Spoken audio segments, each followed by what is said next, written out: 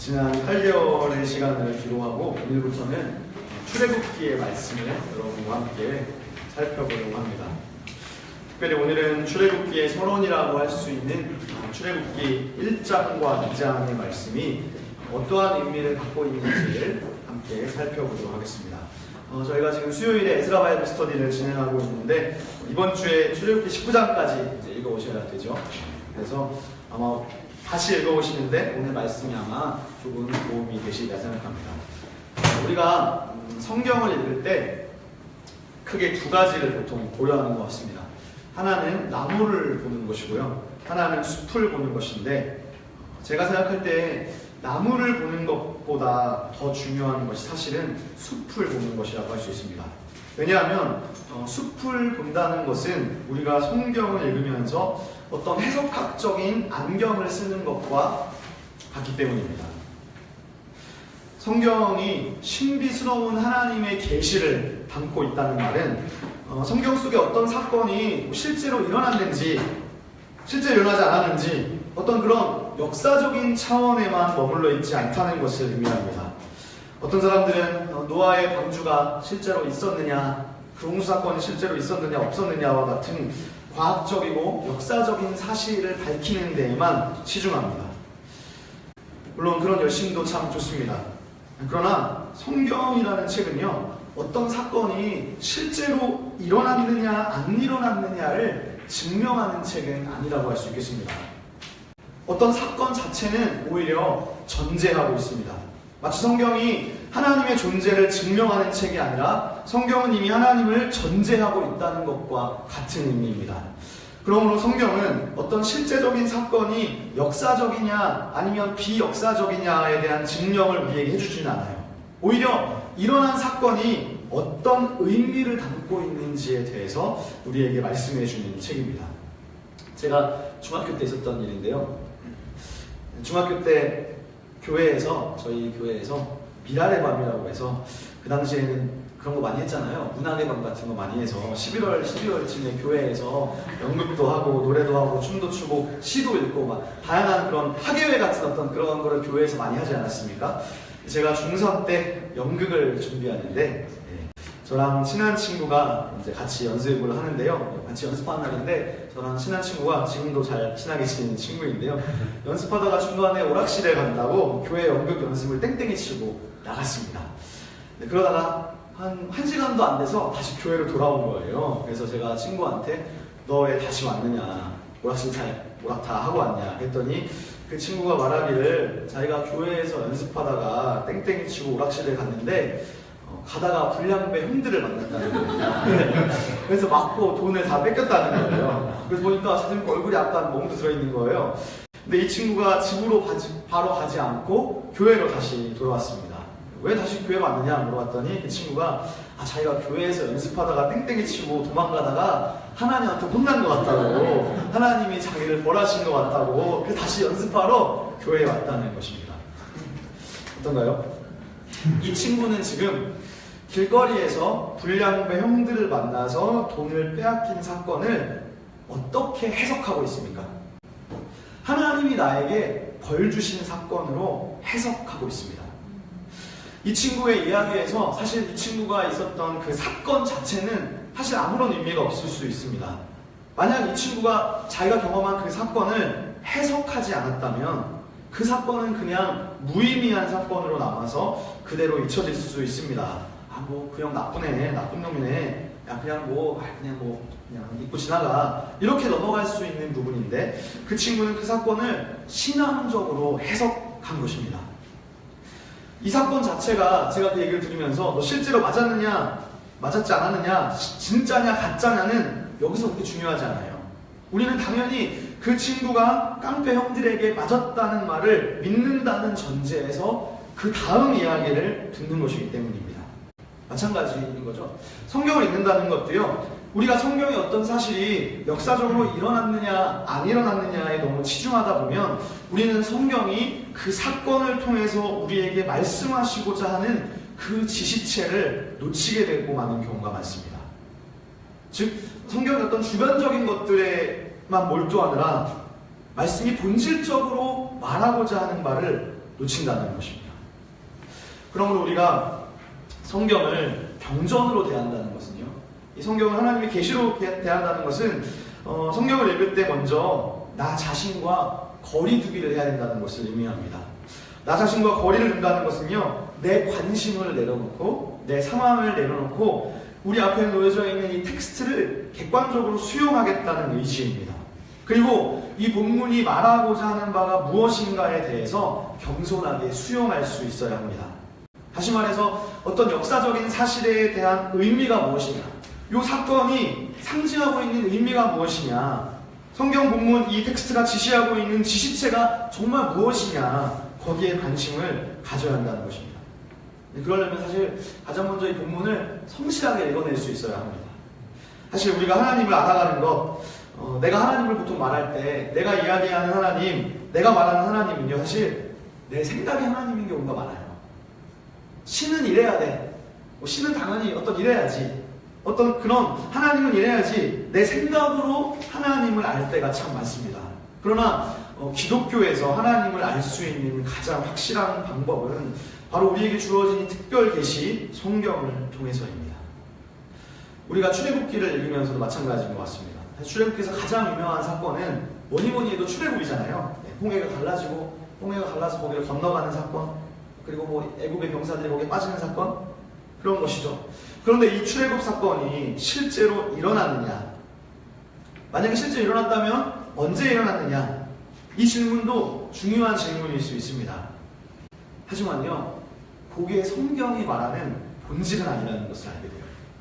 왜냐하면 성경은요, 이 출애굽 사건이 우리에게 또 그 당시의 백성들에게 의미하는 바가 무엇이냐, 하나님이 그 출애굽 사건을 통해서 우리에게 무언가 가르쳐주고 싶으신 것이 있다는 거예요. 거기에 하나님은 더 관심이 있으시기 때문입니다. 그러므로 우리가 이 출애굽기의 큰 그림을 그릴 때요, 놓쳐서는 안 되는 것이 있는데 그것은 바로 창조라는 개념입니다. 이제 오늘 저희가 출애굽기 시작하면서 제가 너무 중요하기 때문에 한 번 더 반복해서 말씀드리면, 출애굽기 말씀을 이해할 때 중요한 개념이 있는데 그것은 바로 창조이다. 제가 조금 더 좁혀서 이야기해본다면, 조금 더 좁혀서 얘기해보면요, 우리가 출애굽기를 이해하는 데 있어서 창세기를 바르게 이해하는 것이 아주 중요하다는 뜻입니다. 창조 및 창세기와의 연결성이 중요하다는 것은 오늘 저희가 읽은 출애굽기 1장 1절에서 드러납니다.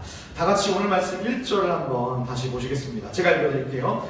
야곱과 함께 각각 자기 가족을 데리고 애굽에 이른 이스라엘 아들들의 이름은 이러하니. 자, 오늘 본문의 말씀은요, 히브리어 성경 원문으로 보면 1절이 아주 독특한데요, 1절이 원문에는 그리고라는 접속사로 시작되고 있습니다. 근데 제가 한번 이번 주에 이 말씀을 준비하면서 찾아봤는데, 그 어떤 한글 성경도 그 어떤 영어 성경도 이 그리고라는 말을 넣어서 번역한 성경이 없습니다. 그럼 사실 1장 1절에 그리고를 넣어서 번역하는 것이 상당히 중요합니다. 왜냐하면요, 이 그리고라는 접속사를 넣어서, 히브리어 원문처럼 접속사를 넣어서 출애굽기를 읽는 순간 이 책은요, 출애굽기라는 어떤 독립적인 한 권의 책이 되는 것이 아니라 바로 앞에 있는 창세기의 연장선상에서 책을 읽는 것이기 때문입니다. 그렇게 생각하면 출애굽기는 바로 창조라는 주제와, 즉 창세기라는 주제와 문학적으로도 신학적으로도 아주 밀접한 연관을 갖는 말씀이 되는 것이죠. 자, 화면에 한번 보시겠습니다. 화면에 제가 출애굽기 1장 1절과 창세기 46장 8절 한번 가져왔는데 한번 비교해 보시겠습니다. 앞에 보시면 상당히 지금 이 두 본문의 내용이 비슷해요. 출애굽기는 방금 읽으셨고요. 창세기 46장 8절은 애굽으로 내려간 이스라엘 가족의 이름은 이러하니라, 야곱과 그의 아들들 쭉쭉쭉 르우벤과 뭐 이런 식으로 나타나고 있습니다. 한글 성경은 약간 우리가 눈치채실 수 있는데요, 실제로 출애굽기와 이 창세기의 히브리어 원문을 읽어보면 이 원문은 각 책의 처음 6단어가 정확하게 일치하고 있습니다. 한글은 지금 요거를 한글을 번역한 사람이 이 두 본문이 일치한다는 사실을 잘 깨닫지 못했던 것 같아요. 그래서 요거를 다른 것처럼 지금 옮겨놨지만 실제로 원문의 첫 번째 6단어는 거의 정확하게, 거의가 아닙니다, 정확하게 일치하고 있습니다. 즉 이 두 책은 아주 밀접한 연관이 있다는 것입니다. 근데 내용을 살펴보면 이래요. 야곱이 자기 가족들을 데리고 애굽에 내려갔는데 이 뒷부분까지 읽어보면 그 식구들이 총 70명이었다고 그럽니다. 자, 그런데 오늘 말씀 1장 7절을 한번 보시겠습니다. 7절에 보면 이렇게 되어 있어요. 이스라엘 자손은 생육하고 불어나 번성하고 매우 강하여 온 땅에 가득하게 되었더라. 이 말씀 어떠한가요? 창세기 1장에서 하나님이 인간을 만드시고 주셨던 축복이었습니다. 창세기 1장 26절에 나타나고 있는 구절과 일치하고 있어요. 그런데 그 축복이요, 족장시대를 지나서 출애굽기로 오니까 다 성취되었다는 거예요. 창세기 1장에서 인간을 만드시고 주셨던 복이 출애굽기 말씀을 딱 보니까 다 성취되었다는 거예요. 즉 하나님의 그 약속들이 다 이루어지고 있다는 것입니다. 즉 출애굽기는 우리가 책을 시작할 때 이것을 독립적으로 읽지 말고 창세기에서 읽었던 기억들을 너희가 다시 소환해내야 된다. 우리에게 리마인드 시켜주면서 반드시 창세기와 연결해서 읽어야 한다고 가르쳐 주는 것입니다. 오늘 저희가 읽지는 않았는데요, 2장을 한번 펴보시면 2장 23절 이하입니다. 한번 보시겠습니다. 출애굽기 2장 23절 보시면 여러 해 후에 애굽 왕은 죽었고 이스라엘 자손은 고된 노동으로 탄식하고 힘들어하는데 24절입니다. 하나님이 그들의 고통 소리를 들으시고 언약을 기억하셨답니다. 그런데 그 언약이 무슨 언약인가요? 24절에 보면 아브라함과 이삭과 야곱에게 세운 언약을 기억하신다고, 지금 요거는 본문이 결정타를 날리는 거예요. 출애굽기 전체에서 1장과 2장은 서론 것 같은 이야기예요. 왜냐하면 실제로 모세는 3장부터 본격적인 스토리가 시작되거든요. 그러니까 1, 2장이 출애굽기 전체의 서문이라면 1장이 지금 계속해서 창세기와 어떻게 연관되는지를 보여주다가 2장의 마지막에서 결정타를 날리는데 하나님은 언약을 기억하시는 분이시라는 겁니다. 그런데 그 언약이 약속이 어떤 약속이냐? 창세기에 나타났던 창세기의 족장들과 맺었던 그 약속을 하나님이 기억하신다는 사실입니다. 아브라함과 맺었던 약속, 이삭과 맺었던 약속, 야곱과 맺었던 약속들입니다. 그러므로 저와 여러분들이 이 약속을 기억하지 못하면요, 오늘 말씀을 잘 이해하기가 어려워요. 특히 출애굽기에서 하나님이 역사 속으로 들어오셔서 활동하시게 되는 원인이 무엇인지를 알기 어렵습니다. 지금 이스라엘 백성은 이집트에서 아주 힘든 고난과 탄식의 상황 속에 있습니다. 사실 이러한 상황은 우리의 현실과도 맞닿을 때가 많은 것 같아요. 물론 우리가 이스라엘처럼 그렇게 정말 힘든 고생을 하지는 않죠. 우리가 막 노예로 팔려가는 일은 없지 않습니까? 그렇지만 그 정도까지는 아니어도 세상을 살다 보면 때때로 힘들고 어려워서 하나님 앞에 기도할 수밖에 없는 현실이 있습니다. 그렇다면 오늘 본문을 우리가 이렇게 읽을 수 있어요. 우리가 힘들고 고난 가운데 탄식하고 기도할 때 하나님이 우리의 기도를 들으시고 실제로 응답하게 되는 하나님의 동기는 무엇일까? 하나님 어떤 동기로 우리에게 일하실까? 그것을 오늘 성경이 보여주고 있기 때문에 오늘 출애굽기의 서론격이 되는 1장과 2장은 참으로 중요합니다. 그러면 이 조상들과 맺었던 언약이 무엇인지, 그리고 그 언약의 공통점이 무엇인지 한번 살펴보면 좋을 것 같습니다. 오늘 본문 말씀에서 아브라함과 이삭과 야곱을 언급하고 있기 때문에 이 세 사람을 한번 살펴보면 좋겠는데요. 대표로 제가 이삭과 관련된 본문만 한번 보도록 하겠습니다.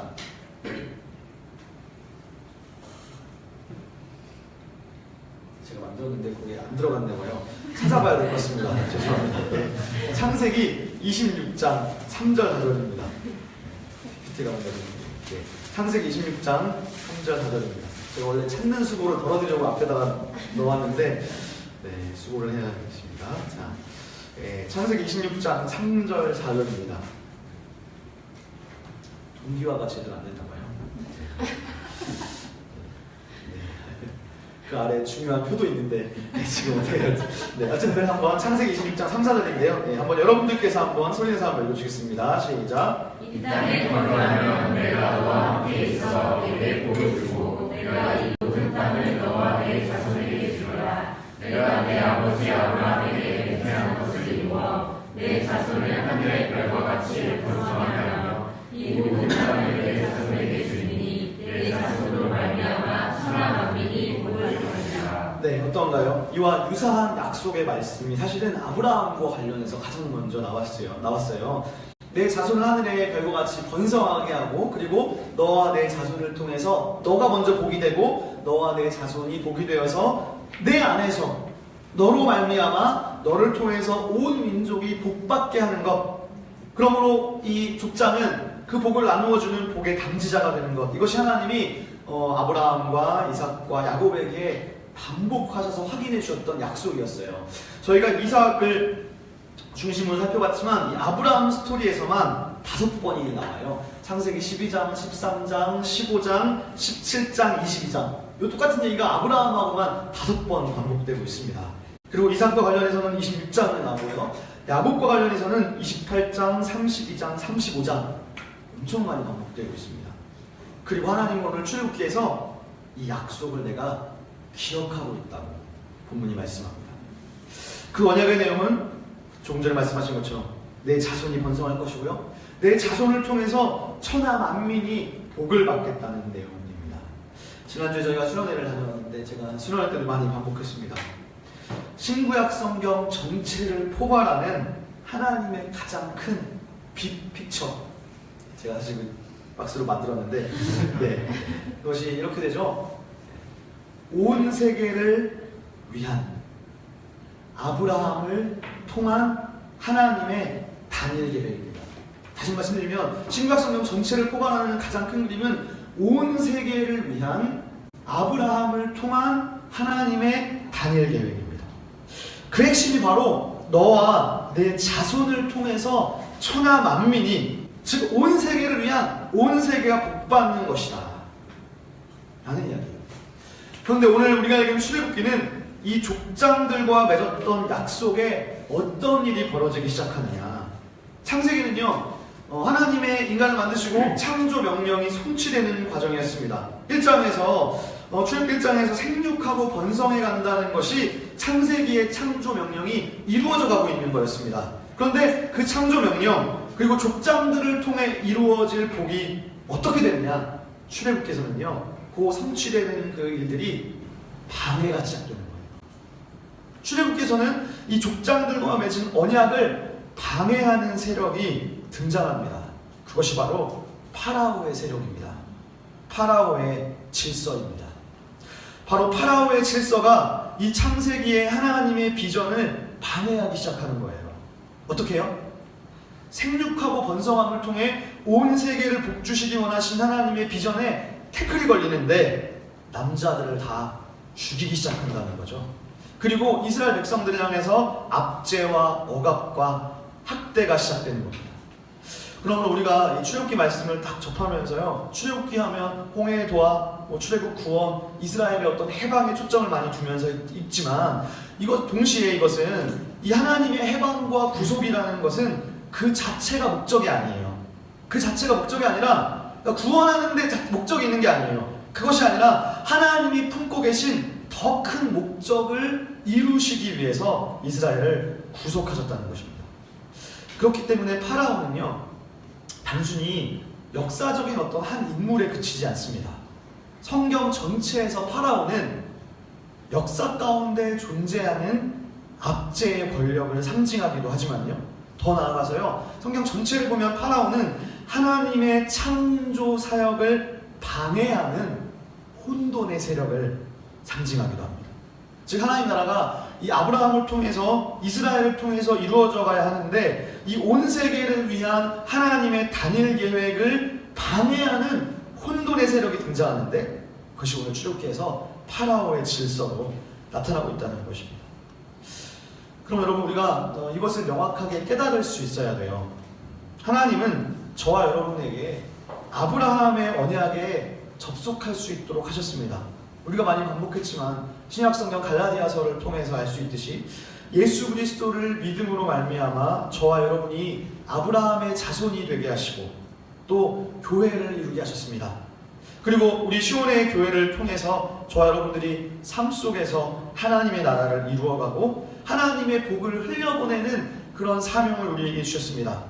그런데 여러분을 통해서 여러분 안에서 하나님의 놀라운 복이 흘러가야 하는데 삶 속에서 이게 잘 적용이 안 된다는 거죠.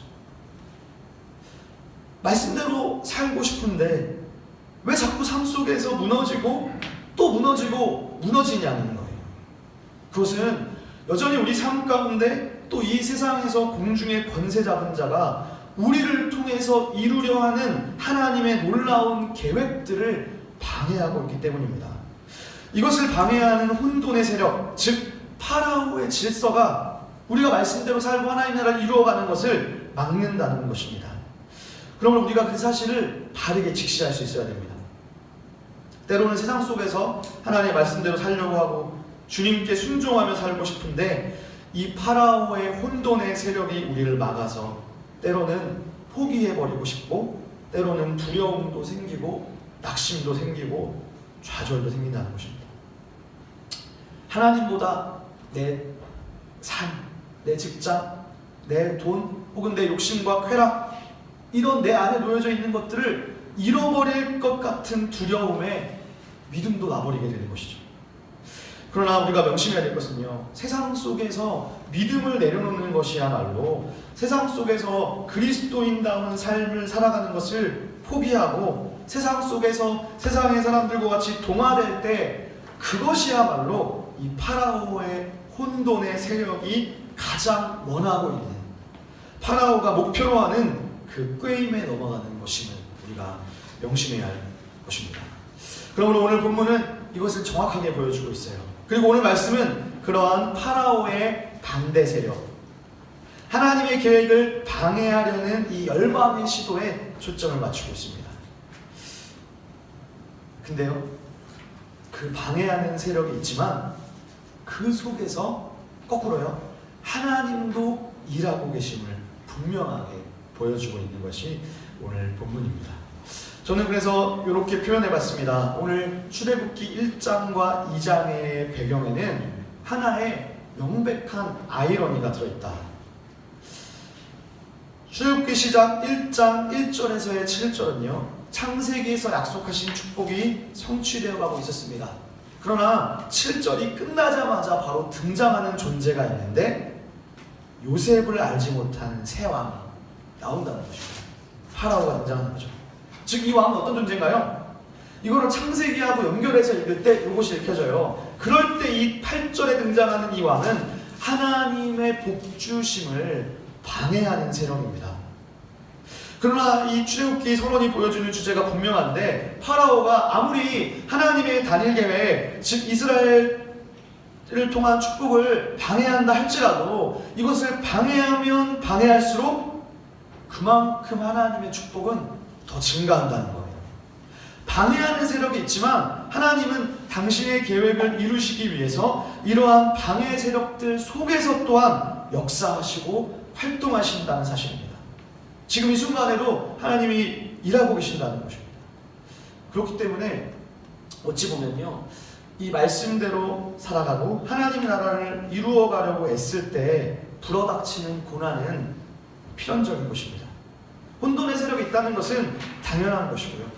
고난이 닥쳐올 때 포기하고 싶은데 나를 이 말씀의 자리에 나오지 못하게 하고 말씀으로 채우지 못하도록 그렇게 방해할 수 있습니다. 그러나 그때도 하나님은 일하시고 또 일한다는 것을 기억하고 포기하면 안 되는 것입니다. 그런데 하나님이 어떻게 일하시느냐? 바로 오늘 본문은요, 사람을 통해서 일하신다는 거예요. 이것이 바로 하나님의 섭리적 아이러니인데요, 오늘 본문은 크게 두 가지의 대립 구조를 가지고 있습니다. 하나님의 계획이 성취되고 특별히 아브라함의 자손이 번성함을 통해서 놀라운 복의 근원, 어떤 그런 하나님의 큰 그림 속에서 하나님의 계획을 방해하는 시도가 있다고 그랬습니다. 즉 한편으로는 하나님이 당신이 지금 약속하신 이 창세기의 복을 이루어 가시려는 시도가 있고요. 또 한편에는 이것을 대립적인 과정 속에서 이것을 방해하는 시도가 있습니다. 그리고 그 방해하고 하나님의 역사를 이뤄가는 이 두 가지의 대립 구도 속에서 이스라엘은 혹독하고 잔혹한 고난의 시련이 있습니다. 이것이 억압과 학대와 압제라는 거예요. 그런데 그러한 상황 속에서 하나님의 일하심은 어떤 기적적인 일이라기보다는, 아직까지 기적적인 일이 나타나지 않아요. 기적적인 일이라기보다는 뜻밖의 인간 대리자를 통해서 하나님의 소망이 나타납니다. 이것이 하나님의 섭리적 아이러니인데요. 출애굽기 1장과 2장에는 5명의 여성이 등장합니다. 1장과 2장을 읽어보면서 혹시 여자가 몇 명 나오는지 세보신 적 있으신가요? 제가 세보니까 5명의 여성이 나타나요. 그리고 이 5명의 여성의 용기와 재치가 파라오의 권력과 대조되고 대립합니다. 하나님이 당신의 뜻을 이루시기 위해서 5명의 여성을 사용하시는 것입니다. 그 5명의 여인을 한번 찾아보겠습니다. 오늘 출애굽기 1장 15절 말씀입니다. 여러분들께서 1장 15절 말씀을 한번 읽어주시겠습니다. 네, 시작.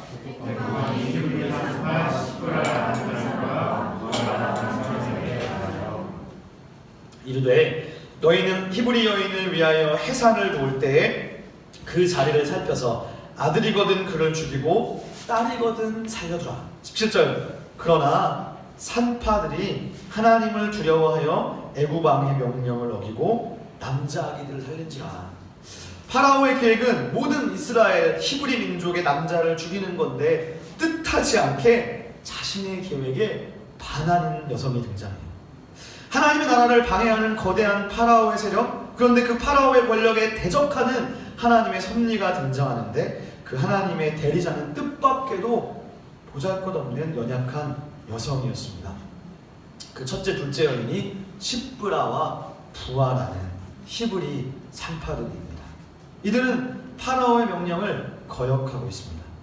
그 다음에 나오는 여성은 누구냐? 출애굽기 2장 2절인데요. 제가 읽어드리겠습니다. 그 여자가 임신하여 아들을 낳으니 그가 잘생긴 것을 보고 석 달을 숨겼습니다. 더 숨길 수 없게 되매 그를 위하여 갈대 상자를 가져다가 나일 강가에 버렸습니다. 세 번째 여인은 모세의 어머니입니다. 모세의 어머니는 역시 파라오의 명령을 어기고 몰래 키우다가 갈대 상자에 버렸습니다. 근데 여기서 이 갈대 상자라는 말에서 이 상자라는 말이요, 성경에서 딱 두 사건에만 나오는 독특한 단어입니다. 딱 두 사건에만 나오는 단어예요. 그러니까 성경 전체에서요, 두 사건에만 나온다는 말은 무엇을 뜻하느냐? 요 두 가지 부분을 반드시 연결해서 읽으라는 거예요. 이 상자라는 단어가 또 어디에 나오면 좋을까요? 이 상자라는 말이 히브리어로 테바인데, 이 테바가 방금 말씀하신 것처럼 노아의 방주할 때 바로 방주를 일컫는 낱말입니다. 사실 우리가 노아의 방주하면 우리가 배를 떠올리잖아요. 그러나 실제 이 원문은 상자라는 말이에요. 그러니까 노아의 방주라고 번역하면 안 되고 노아의 박스로 번역해야 됩니다. 노아의 상자. 그때 이 테바라는 말이 쓰이고 있어요.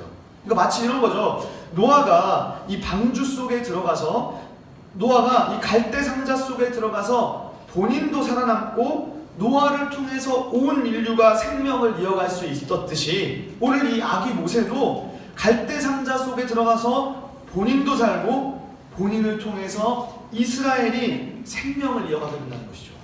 하나님의 섭리적 아이러니입니다.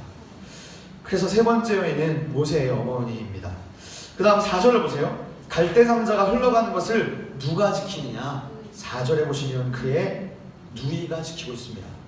그러므로 아기 모세는 그의 어머니와 이 누이의 도발적인 파라오에 대한 거부, 도발적인 행동으로 생명을 보존하게 되는 것입니다. 마지막 5번째 여성입니다. 그녀는 5절에 바로 파라오의 딸입니다. 역시 여기서 우리는 하나님의 섭리적 아이러니를 봐요. 그 아이러니는요, 바로 이 아이를 죽이도록 명령한 것이 왕이었는데 오늘 그 아이는 왕의 딸을 통해 살아나는 것입니다. 참 하나님의 일하심은 오묘한 것 같습니다. 그래서 출애굽기를 시작하면서 본문은 창세기와 연결해서 창세기의 인간을 창조하신 목적, 그리고 아브라함을 통해서 시작되는 족장들의 약속이 어떻게 지금 성취되어 가는지 온 세계를 위한 하나님의 단일 계획이 확장됨을 보여주었습니다. 그리고 그 시작에서 하나님의 질서를 방해하는 혼돈의 세력 파라오가 등장했습니다. 그러나 하나님의 계획을 방해하려는 이 파라오의 거대한 도전은 어떻게 좌절되느냐? 5명의 여인을 통해서 좌절된다는 겁니다. 근데 흥미로운 것은요, 이 5명의 여인을 통한 사건에 대해서 성경이 어떻게 말하고 있습니까? 이 사람들이요 다 같이 내가 하나님 뜻대로 이 파라오의 계획에 내가 도전해야지, 혼돈의 질서를 내가 무너뜨려야지 하는 마음으로 지금 달성들이 하고 있나요? 아니면 내가 하나님을 믿으니까 하나님 뜻대로 열심히 살아야지, 어떤 그런 식의 접근인가요? 물론 첫 번째 여인 시브라와 부하는 하나님을 경외하는 자라는 표현이 있긴 했습니다. 그러나 그렇다고 해서 이 5명의 사람들이요 이런 상황들을 알면서 하는 것이 아니에요. 이 5명의 여성들은 그저 자기 자리에서 자기의 상황 속에서 그냥 닥친 일들입니다. 무슨 말이냐? 하나님은 이 파라오의 지금 이 거대한 계획을 5명의 여성을 통해서 좌절시키셨는데, 이 5명의 여인들의 사건은 성경이 표현하기로 어떤 특별한 사건이 아니라 그냥 우연처럼 보이는 사건이라는 것입니다. 즉 왕의 거대한 계획은 단순한 우연처럼 보이는 사건들에 의해서 좌절되고 있습니다. 이것이 놀라운 하나님의 섭리적 아이러니입니다. 정말 작은 우연처럼 보이는 사건들이 모여서 이 모든 것을 합력하여 선을 이루시는 하나님의 놀라운 역사와 하나님의 일하시는 방법이 드러나고 있습니다. 그럼 우리는 여기에서 오늘 3가지를 배울 수 있는 것 같아요. 첫 번째는요, 하나님은 역사 속에서 일하신다는 거예요. 어떤 사람들은 하나님을 그렇게 생각해요. 이 온 우주 만물을 만들어 놓고 자연스럽게 기계적으로 잘 돌아가게 해놓고서 역사 속에 쏙 빠져가지고 그냥 어떻게 돌아가든지 보고 있는 신으로 생각합니다. 모든 것을 완벽하고 정말 기계처럼 완벽하게 만들어놨기 때문에 천지를 창조하시는 하나님은 쏙 빠져가지고 가만히 얘네가 어떻게 살고 있나 보고 있는 그런 신으로 생각합니다. 그러나 하나님은 이 역사를 만들어 놓고 쏙 빠져서 보시기만 하시는 분이 아니라 때때로 그 역사 속에 들어오셔서 일하시는 분이라는 것입니다. 그런데 하나님은 무엇을 위해서 일하시느냐?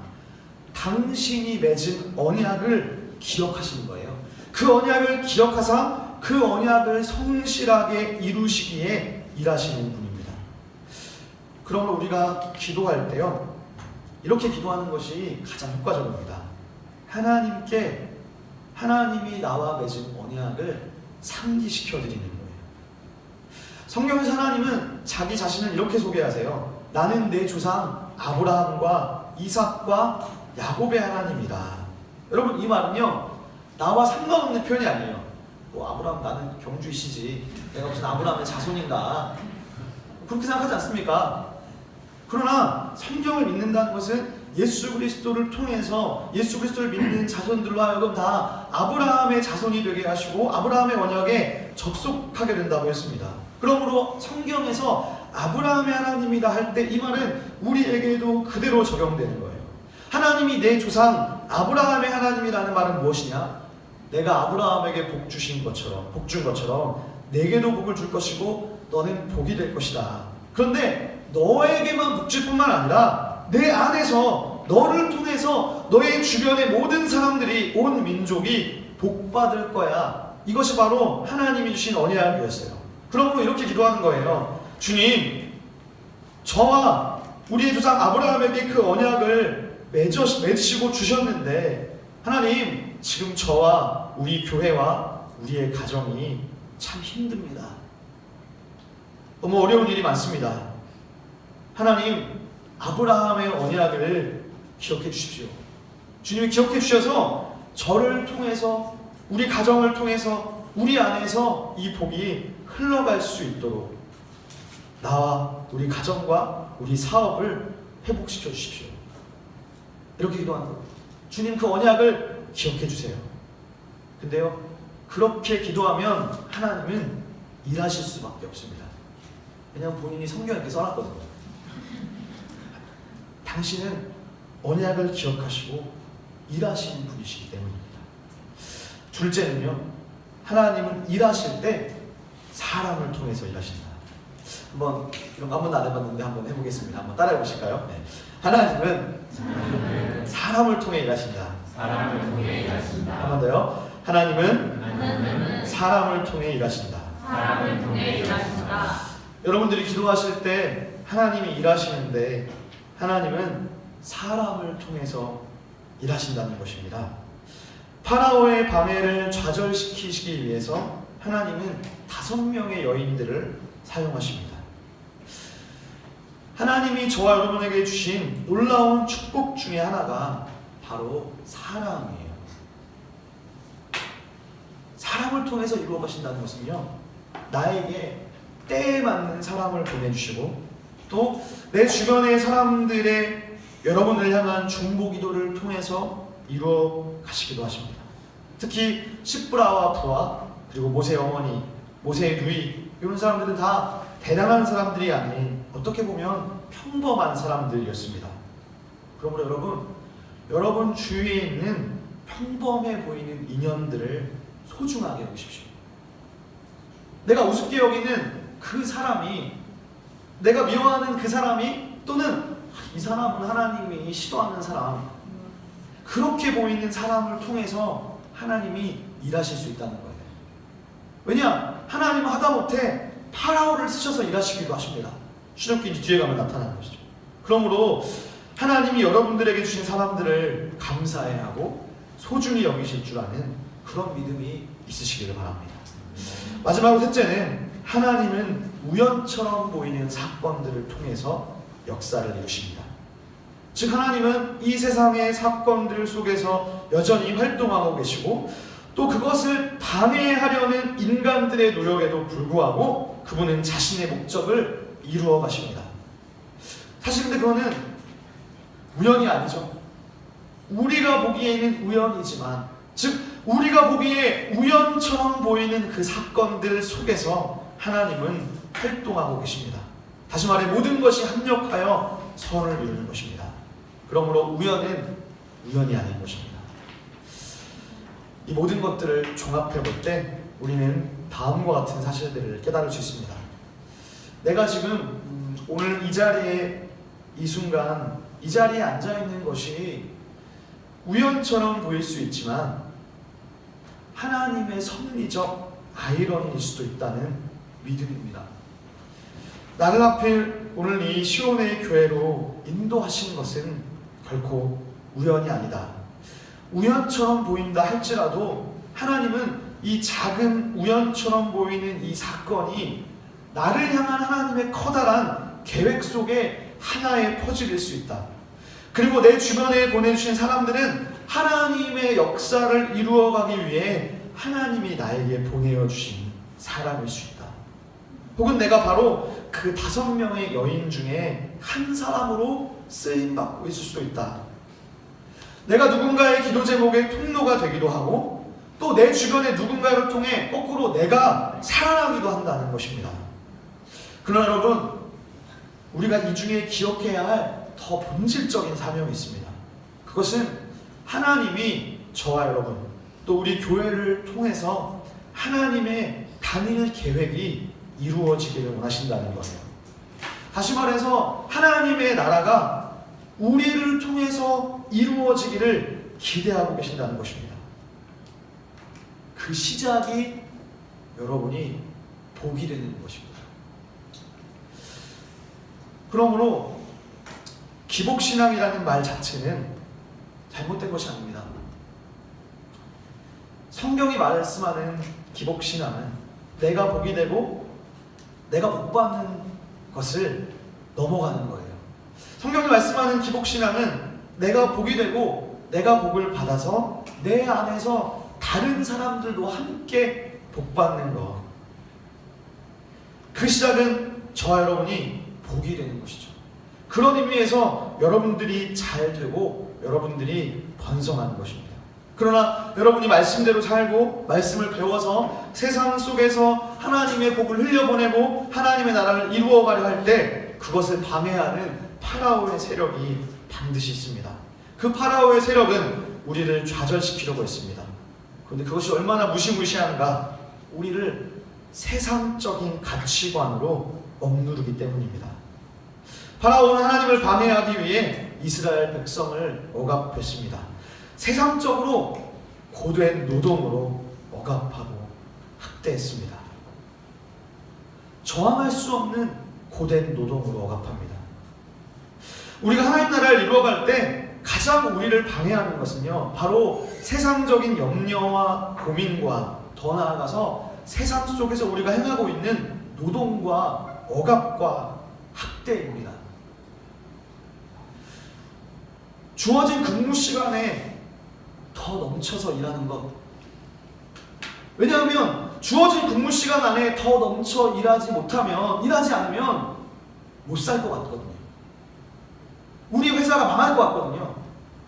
정말 거대한 파라오의 질서가 우리를 억압하고 있는 것이 세상의 고된 노동과 억압과 학대라는 거예요.